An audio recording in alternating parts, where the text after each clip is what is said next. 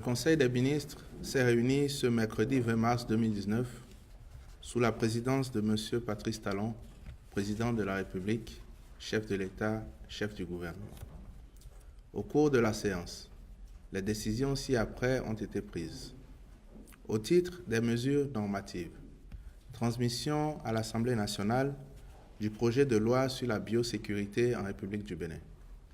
Ce projet de loi intervient pour tenir compte du respect par notre pays de ses engagements découlant de son adhésion au protocole de Cartagena sur la prévention des risques biotechnologiques relatifs à la Convention sur la diversité biologique.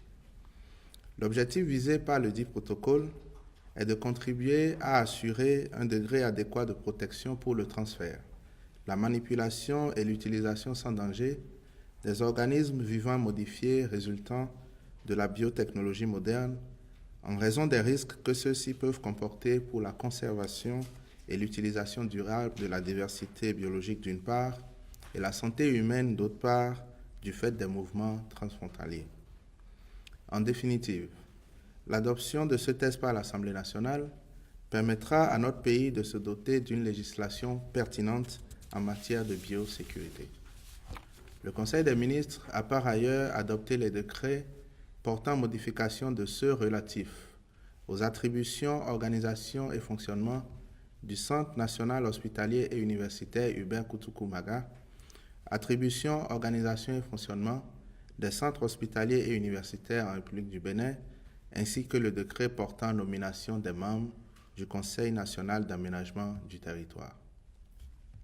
Au titre des communications, appui à la commune des Aguégués pour la réalisation d'infrastructures d'assainissement de base et de désenclavement.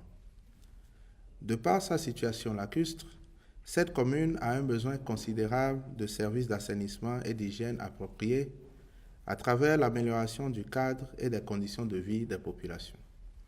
De plus, l'état dégradé des routes rend la commune inaccessible en toute saison. Des visites de terrain d'équipes pluridisciplinaires ont confirmé l'urgence d'une intervention de la part du gouvernement pour sortir cette localité de la précarité.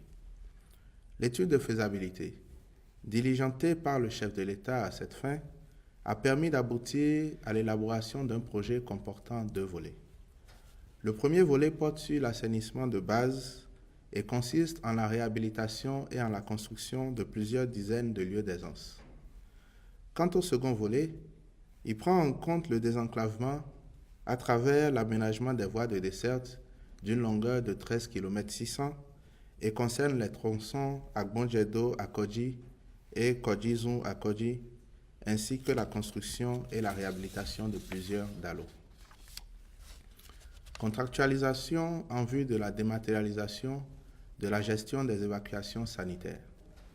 Dans le but d'optimiser sa collaboration déjà en cours avec Paris Hospital Foundation depuis janvier 2018, le gouvernement a décidé de dématérialiser tout le processus des évacuations sanitaires pour plus d'efficacité.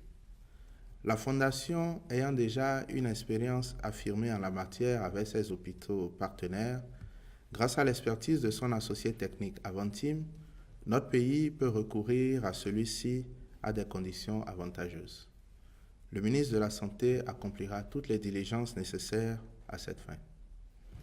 Au titre des rencontres et manifestations internationales, le Conseil des ministres a autorisé la participation du Bénin à la 7e édition de Africa CEO Forum les 25 et 26 mars 2019 à Kigali, au Rwanda.